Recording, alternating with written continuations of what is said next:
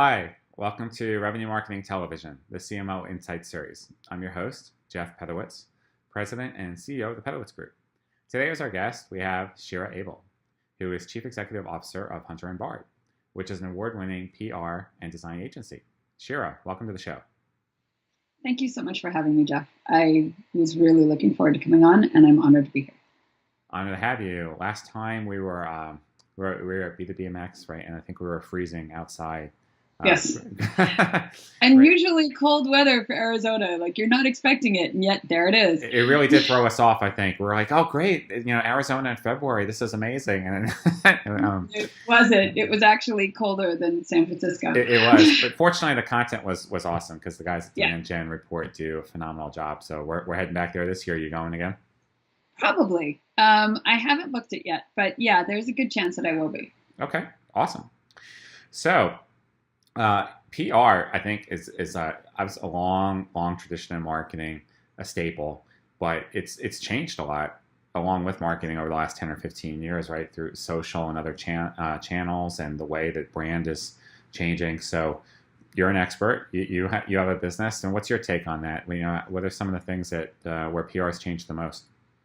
Well, PR isn't about just pitching anymore. PR is more about content. It's about thought leadership, at least what we do. We do the pitching, but we also do a lot of thought leadership with contributing pieces, with interviews, with getting people on vlogs and podcasts and spreading the word in a different way. It's about the content that you create and are able to distribute. It's the reports that you're able to get from your data. So it's a lot more than just calling up a journalist. Not that that's so easy, because that's actually incredibly hard. But it's a lot more than that now. So it's spread. It's every place that you get your message out. Public relations is about the public. So everywhere your message is, and everyone who's talking about you, is what public relations touches. And so that's what we do. Pretty broadly encompassing. A lot of PR professionals I talk to, so one of the bigger challenges they've had is just the changing of measurement, because it used to be about reach and impressions, and it still is, but now they're also, like every other marketing executive, being asked to be more specific, more accountable. So how much revenue or pipeline or market share or other types of things is my PR investment getting from me? Are you finding the same from your clients? For us, we do both impressions and engagement, because we also handle a lot of things that are, engagement oriented, like social and content and blogging and influencer outreach. So we do it in terms of engagement, where we'll create something, share it out, see how many shares it gets, all of that. There's a lot of different measurements that we go after, but the main ones that we report to, because the executives want everything to be incredibly simple, because we're an agency, we're not usually tied in to knowing the exact numbers that we bring into a company. Okay, we're not in that part of the funnel. We don't have that kind of access. But what we do have is our level of engagement and the impressions that we bring in. And then what we do is we work with the company on making sure that that's tying down. Actually back up on that. So how it ends up working is the company needs to bring us in to be able to do that. Some do, some don't. That's their choice. But we can pull it through to see where it ends up going. It's just a significantly larger process, and they need to have all of their inner workings kind of very cohesive to be able to do that. Sure, it makes sense. And that probably goes into the expectation setting that you have with your customers at the beginning of an engagement. Well, most of the companies who take us really understand what they're going for here. They know that by getting into the media and by building up their brand, for the public companies, building up your brand builds up your stock price. Okay, and also it's a barrier to entry. Brand itself is its own bar to be able to cross. So it's hard to, let's say Apple, okay, really strong brand. The products they make, plenty of other companies make the same products, but their brand is so strong So Apple, really strong company, really strong brand. That's reflected in their price. I think the numbers are a strong brand ends up raising up your stock price by about 33%. So the more your name gets out there, the more mind share you have, the more likely you are to, your sales will be a shorter sales cycle. You'll sell more, and you'll have higher customer lifetime value because you'll have higher loyalty, assuming that you're actually doing everything that you need to on the post-sale end. So, yeah, I think came from, I want to say, a brand book from Kellogg Northwestern, which is my alma mater. So yeah, the numbers, I don't remember the exact source, but having a strong brand raises up your stock value by about 33%. So I know it's the goal for every company to drive and control their brand, but in today's day and age, are companies really in control of the brand, or is it really the customer that's in control of the brand? The company's never been in control of the brand. It's always been the customer. What people say about you and what people think of you is your brand. So if they're saying good things, then you have a good, strong brand. If they're saying bad things and there's nobody out there to say something good back, then you have some things to work on. It's considered an opportunity because then you can improve. And with improvement, everything else goes up as well. I think that's one of the benefits with all the online mediums and the real-time feedback. Whether it's a social channel through Twitter or LinkedIn or Facebook, you can see sentiment much faster than you could 15, 20 years ago. And then it's just a question of how you're organized to address that and truly incorporate that feedback into what you're trying to do. Definitely. So I've talked to a couple people on the show about Amazon, which is, I think, a company a lot of people admire. I know I do. And there's this common story about how Jeff Bezos always has an empty chair in his executive meetings, which represents the customer. And they will literally actually turn and talk to the chair to really reinforce the notion that we have to constantly be taking customer feedback in. So yeah. Do you take a similar approach with your work and I mean, the branding and the PR that you're doing? Absolutely. You have to think about the customer. The customer is the center of absolutely everything. It's the center of who you're speaking to. And a great example of this, the Drift conference had somebody that was, well, basically incredibly sexist on stage. And there was an uproar afterwards. They treated their customer, all of their female customers, and quite frankly, they insulted all of their male customers as well, to think that they would be the type of people who would enjoy some guy on stage talking about what he talked about with his, never mind, we're not going to go into the details on that. Let's just say it was really inappropriate and way far over every acceptable line.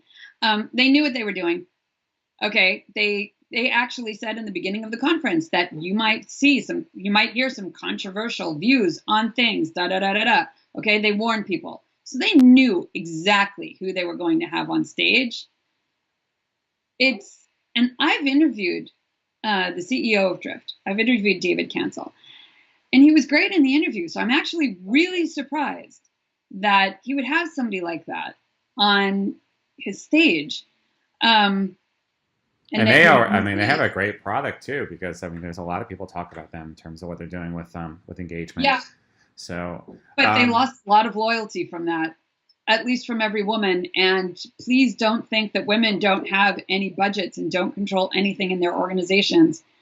He was aiming for, okay, well, we sell to sales guys, and the sales guys are guys, and they're manly men. So we're going to do this, and we'll just brush off any flack we get from it. I mean, I don't actually know, but that's my assumption, which could be completely off. Either way, they still put the guy on stage, and they had to have known what his whole MO is, because they apologized for it before they even started it. All right, they said, they must have been taking a calculated risk. But it's interesting. Yeah. I have 2 women partners. We have a lot of strong women in our company, And I'm personally still amazed at the role sexism still plays in society. Like even at the simplest level, when Yeah. people see forget who the president is, but when the president's a male and the first lady's the first lady, why is every comment about the first lady always about what she's wearing, her looks, or her outfit? No one ever says, well, the president looked really sharp today in that tie. Like, I love the way the cut of that cut, you know what I mean? So why can't it be about the woman and her brain and her accomplishments? Why is it always about the woman's looks? I think it was more with Michelle Obama. I think, well, particularly Melania, however you say her name, she was a model. She's very into clothes. So with her, it makes more sense. Fine. But with Michelle Obama, I think a lot of it was also about what she did in addition to what she wore. But yes, there was a lot of focus on what she wore. But as Ogilvy said way back in the day, the customer is your wife. Treat them with respect. If you want this marriage to actually last, you need to put effort and trust and respect into it. And if you lie to them, if you treat them badly, don't expect them to stick around. And that's essentially it. The customer is not a battered wife. It shouldn't be. So if you're going to treat your customer disrespectfully, don't expect them to stick around. And so, it'll be interesting. Drift is a great product. Maybe it won't end up mattering. Maybe it will. It'll be interesting to see what pans out over the next few months to a year. But I think that's also an example in an extreme case where companies misunderstand who their customer really is. And a lot of times when we do buying journey and persona work and we do validation, every company will always give you the little, this is our customer, if it's in this demographic, whatever. And then when we research the data and we look at their contracts, a lot of times that might be partially true, but then they have a lot of other segments and customers that they're selling to that they're not really actively marketing to or selling to, that they're not actively tracking. So that's both good and bad, right? It could represent a great opportunity for them to market to these other segments. At the same time, maybe they're not spending their resources well enough on the segments that they think they have. But just back to the role of women again, because you're also a woman executive. I mean, there's just so many examples that happen every day. Like last week, it was Serena Williams at the U.S. Open, right? And then that cartoon that the Australian guy put out, and the way he looked at it, it wasn't racist at all. He was just trying to portray her. But then a lot of lay people could look at that cartoon and say, well, how can you not say that's racist? Why would you treat a woman that way? And just even given how she was treated at the Open itself. So I just wonder, since you've been a CEO now for a while, do you face those stereotypes every day? And if so, how do you overcome them? There are some things you can fight, and there are some things you simply can't. There are companies who won't take us won't even look in the general direction due to my gender. There are others who will due to my gender. All right, this is personal, but I would love to grow out my gray hair. I think it's pretty.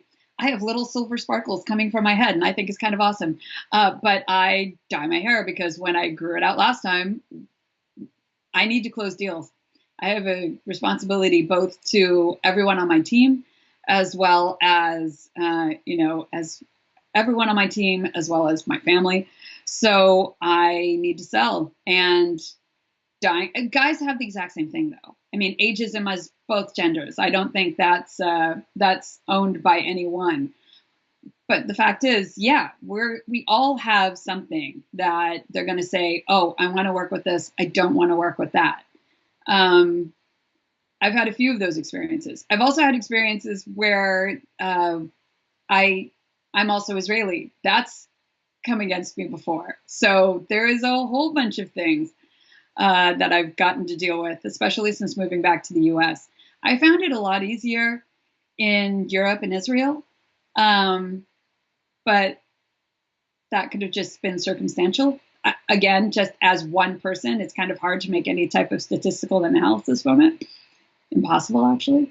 So my personal experiences, I've run up against it. It's not fun, but it's also, okay, it's there. I would rather not think about it and focus on the fact that we do this work. We're good at what we do. We've signed these large organizations and these small organizations that are highly successful, fast scale-ups. We're working with great companies. We're doing great work. I'd rather focus on that. We're doing fine. So I can't complain. That's a healthy attitude. That's what it should be, right? It should be about the work. Yeah. It should be about performance. It should be about results, not what size or shape or color or sex you come in, right? What you actually produce. I will say this. We get a lot more, we get, when I'm on stage, after somebody's seen me on stage, it changes everything. Absolutely everything. If I were to meet somebody at a networking event versus after they've seen me on stage, either a video or actually live, completely different conversation. So. No, and that's fair. And I think sometimes maybe people do have whatever their preconceived notions or ideas and their own upbringing. And then, but I'd like to think most people are reasonable people. So when they're given the chance to make that evaluation, then they can make a good decision, right? Because good work is good work, right? Exactly. And it explains why you guys have done so well for all these years. So, so it's good today. Really enjoyed our conversation. So we're gonna. Can I look down yet? Yeah, we're winding it up. I want to look at you. It's really hard to look up at the camera when I want to look at you. I understand. Yeah, I get it. But Shira, thank you so much for being on the program today. Great insights. Love what you're doing over there, and I will see you again in the desert hopefully soon. Yeah, thank you. Thank you very much for having me on the show. It was a pleasure to be on. I hope to see you soon as well. You bet. Thank you.